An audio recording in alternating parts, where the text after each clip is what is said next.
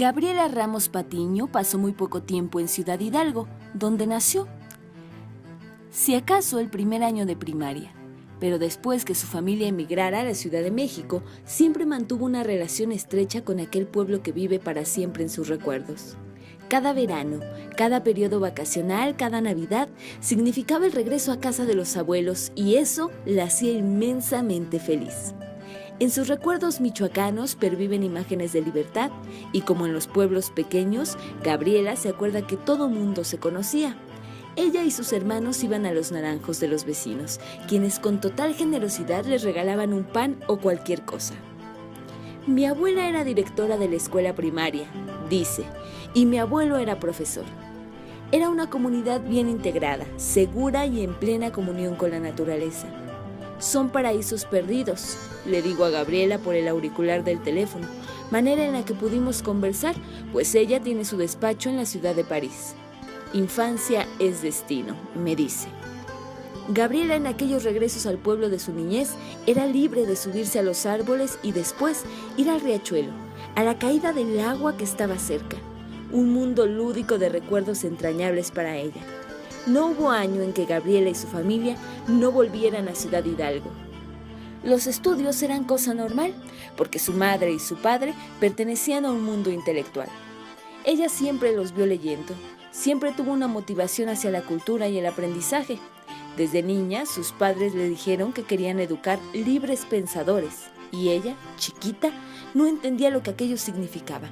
Pero sin duda fueron palabras que para Gabriela mucho tuvieron que ver en su vida futura.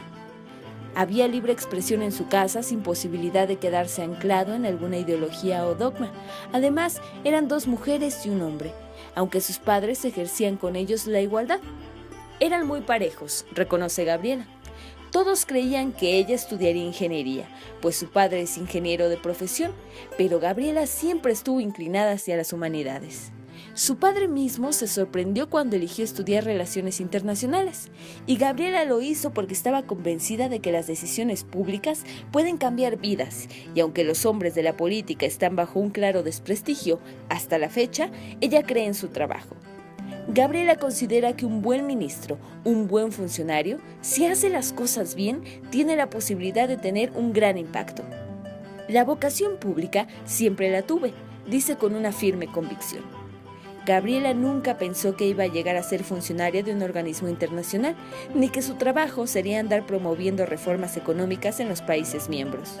Ella supo que tenía que avanzar en los estudios y había una fuerte influencia humanista por parte de su familia. Incluso cierta inclinación por hacer algo, por ayudar a los demás que, desde el seno familiar, se había desarrollado. De pequeña le gustaba hacer deporte, y aunque creyó que sería competidora olímpica, toda su cercanía alrededor de la cultura, el arte, la lectura, le dieron herramientas para mirar hacia el teatro, y lo experimentó, descubriendo que como actriz también pudo ser muy buena. Gabriela cree que las expresiones artísticas enseñan más sobre la condición humana que la lectura de las grandes teorías, y está clara en que por la vía de la emoción se captura también a los estudiantes. El arte es un vehículo de transmisión de valores, dice, muy importante. Y coincido con ella, porque recuerdo que el tema sobre la tenencia de la tierra yo lo entendí con mucha claridad después de la lectura del cuento Nos han dado la tierra de Juan Rulfo. Gabriela cree en preceptos humanistas, pero también sabe que la lectura y la exploración en los territorios de la imaginación y la creatividad harán que un individuo pueda aprender aspectos sobre su condición humana con una mayor efectividad. Gabriela Ramos estuvo trabajando de cerca con la administración actual del presidente de México para la reforma educativa y estuvo coordinando algunas publicaciones sobre las distintas áreas, y deduce que México necesitaba consolidar un crecimiento más incluyente y dinámico. Las reformas que se hicieron al principio de la administración condensan muy bien las labores prácticas en materia de educación. La cuestión es cómo implementarlas y además cómo transitar del sistema actual hacia lo que se tendría que conformar como un nuevo sistema educativo. Lo más importante, explica a detalle Gabriela, es revalorar el papel del maestro. La profesión debe revalorarse. El maestro ocupaba un lugar de prestigio y una aspiración. La remuneración y las condiciones de trabajo del maestro competían con cualquier profesional. Y al final, en los sistemas que funcionan y tienen mejores resultados como Finlandia, Japón, Canadá, sin dejar de mencionar a China, al maestro se le pone en el centro del sistema educativo. Primero, para atraer a los mejores mediante reclutamientos por competencia. En segundo, darles las condiciones de trabajo adecuadas. Y tercero, crearles incentivos para que los buenos maestros sean apoyados, porque tenemos muchas historias de buenos maestros. Yo tuve una maestra de primaria en la Ciudad de México que siempre he recordado, porque era maravillosa, cariñosa y tenía la vocación.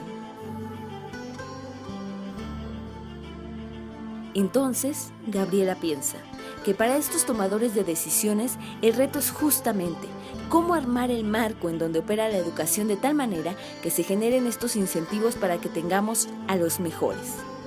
Cuando tú tienes a los mejores maestros, afirma con una seguridad que le ha dado la experiencia en el tema, ellos se preocupan por sus niños. No van a dejar caer a ningún niño. Y si se tiene un grupo de 30 niños, de los cuales 5 son niños en riesgo, de bajo aprendizaje, de condiciones socioeconómicas bajas y en dificultades, el maestro se va a enfocar a ellos y los va a ayudar y obviamente va a cuidar de toda la clase.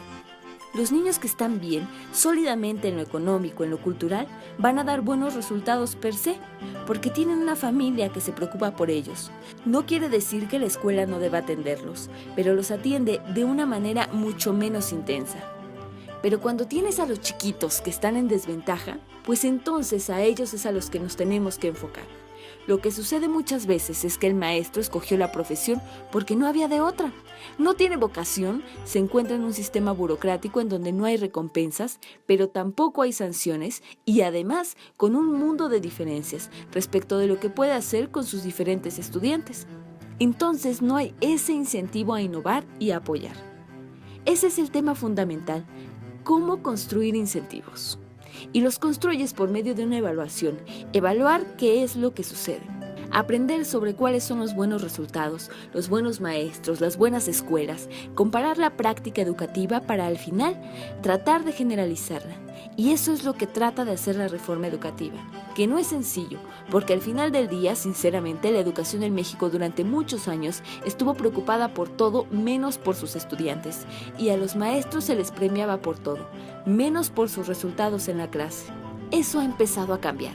El hecho de que México en el año 2000 se uniera al programa de evaluación de estudiantes de la OCDE, el famoso PISA, creo que nos dio una buena señal de que la transparencia en los resultados, en la formación, en la administración de los maestros, los estudiantes y las clases podían mejorar. Ese es el punto más importante. Es como si correspondiera a que los niños mexicanos tienen 2 años menos de educación que sus contrapartes que son evaluados en la zona OCDE y los países asiáticos. Le urge acelerar la mejoría en su desempeño educativo. Si seguimos en el mismo ritmo actual, al país le llevaría más de 25 años para alcanzar los niveles promedios actuales de OCDE en matemáticas y más de 65 años de lectura. Nos parece que las decisiones que se han tomado relacionadas con la reforma constitucional pues van muy en línea con lo que ha dado resultados en las encuestas PISA para los países que han tenido los avances más importantes. Hay que dedicar los recursos financieros y hay que apoyar la infraestructura educativa, sobre todo en un país como México con las disparidades con las que contamos. Pero es cierto, la calidad del sistema educativo no puede ser superior a la calidad de sus maestros y es ahí donde se encuentra el secreto, porque justamente son ellos los que hacen realidad el aprendizaje de los estudiantes. Pero es también cómo utilizas tus recursos, porque puedes tener a los mejores maestros, como sucede en Francia, en los mejores establecimientos. ¿Qué es lo que sucede? Tienes un sistema totalmente desigual, con poca equidad, con un grupo que se desempeña a muy alto nivel, pero que sin embargo el resto se queda rezagado. Lo que nos indican los sistemas educativos es que sí tienen maestros muy talentosos, que se les invierte, que se les apoya, pero los mejores maestros atienden a las comunidades en más desventaja y con mayores necesidades. Entonces es una cuestión también de cómo utilizas tus recursos, no es solo tener maestros de gran calidad, sino también cómo los mejores pueden apoyarte a elevar los rendimientos de los estudiantes con menos capacidad. Pues esa es otra de las cuestiones en México. En México los promedios siempre son muy engañosos, todos los promedios, el PIB per cápita, la infraestructura, el financiamiento, los diferentes niveles de desarrollo humano. En educación es exactamente lo mismo. Tienes estados que realmente pueden colocarse al nivel de países de desempeño medio y tienes algunos otros pues que se quedan a la fila de los que realmente no lograron un nivel adecuado.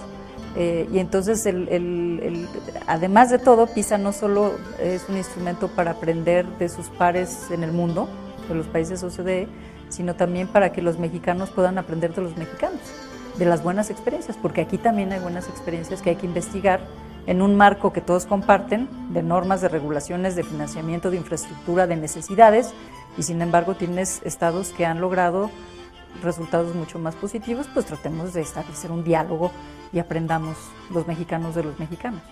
La buena noticia, y no quiero presentar solo un panorama completamente negativo, es que pudo elevar el desempeño de los estudiantes que están en mayores desventajas o en condiciones socioeconómicas de mayor desventaja.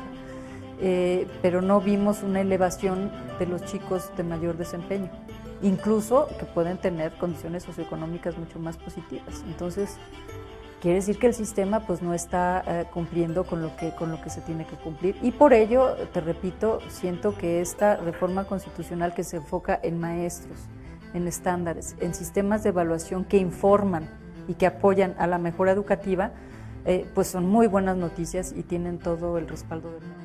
Gabriela Ramos fue condecorada el 14 de junio de 2013 con la insignia de Caballero en la Orden Nacional del Mérito, que es uno de los reconocimientos más importantes que otorga el gobierno francés y es entregada por el propio presidente de Francia, en este caso el presidente Hollande. Ella lo recibió, y ese en grado de caballero, me dice con una sonrisa franca, es amistoso con el género, y lo que para ella significa y para la institución en la que trabaja es un sincero orgullo personal.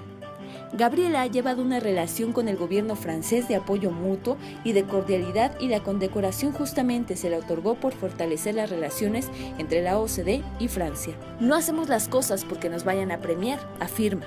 Haces las cosas porque estás comprometida, y si ya después te premian, es una maravilla.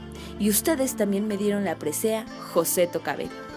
Gabriela está muy agradecida por el reconocimiento, y yo le digo que también es un orgullo para nuestro país, para el Estado, porque ella es michoacana y se convierte en el ejemplo de una historia que inspira, como para ella, según me dijo, lo es el diplomático Ángel Gurría, y ella cree que siempre habrá personas que inspiren. En la medida que ustedes, dice, puedan difundir historias que inspiran, en esa medida están haciendo una contribución importante para formar un Estado mejor, un país mejor, un mundo mejor.